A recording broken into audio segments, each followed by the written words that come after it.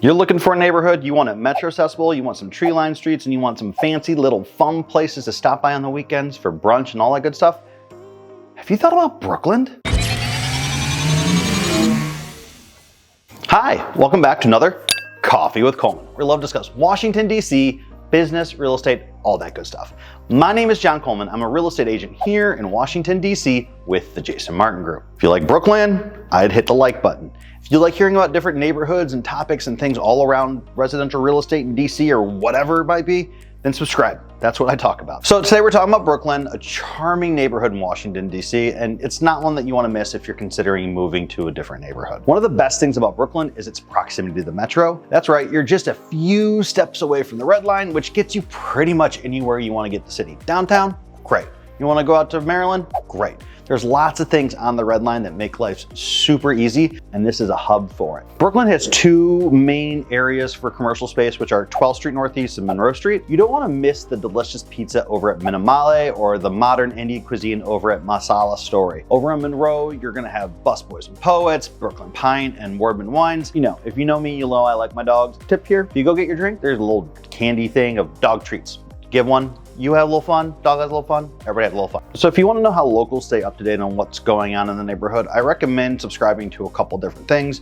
Different pocket neighborhoods of Brookland actually have little listservs, so you want to talk to the neighbors, figure out what's on there. There is a larger Facebook group for Brookland, and it's pretty active, letting people know about the good, the bad, the ugly, and everything else between. And then also Nextdoor is a good app to talk about Brookland and then some of the surrounding areas right there. So if you subscribe to those, you should have a pretty good sense of what's happening in the neighborhood at any given time.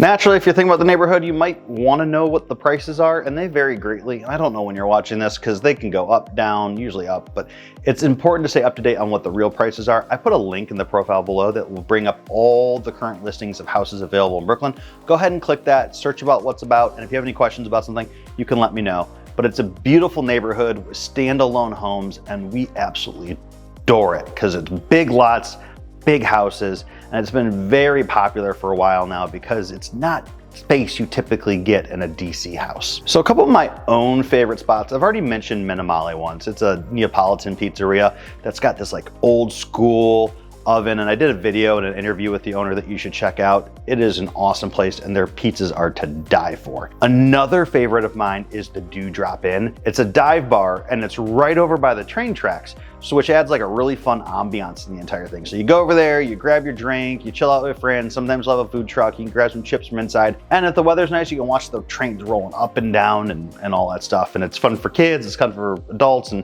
you know, late in the night, it's a little bit more adults, but during the day, it's pretty family friendly. Now, one of the cheat codes of living in Brookland is the Metropolitan Branch Trail. Locals love to bike and walk along this trail, which makes it easy to get from Brookland all the way up, and then more importantly, directly down where you go through pretty much Union Market and Union Station without any traffic. Some of my favorite stops along the way in there is City State Brewing, you got Red Bear, and then various spots in Union Market. You can pop in, you can get pickles, you can get tacos, you can get everything you need. You can produce if you want. So there's very accessible to not only its own little neighborhood, but everything around it because of trails like that that make going up and down around. If you're a biker, like pedaling bike, that is a fantastic way to get up and down and quickly. I have friends that live right there that use it all the time. Well, there you have it, folks. Brookland is an amazing neighborhood. It's one that you don't want to miss out. If you have questions about the neighborhood, go ahead and reach out. I can answer them, and I can even get you in touch with some of the people that are living there right now so you can figure out what it's like on a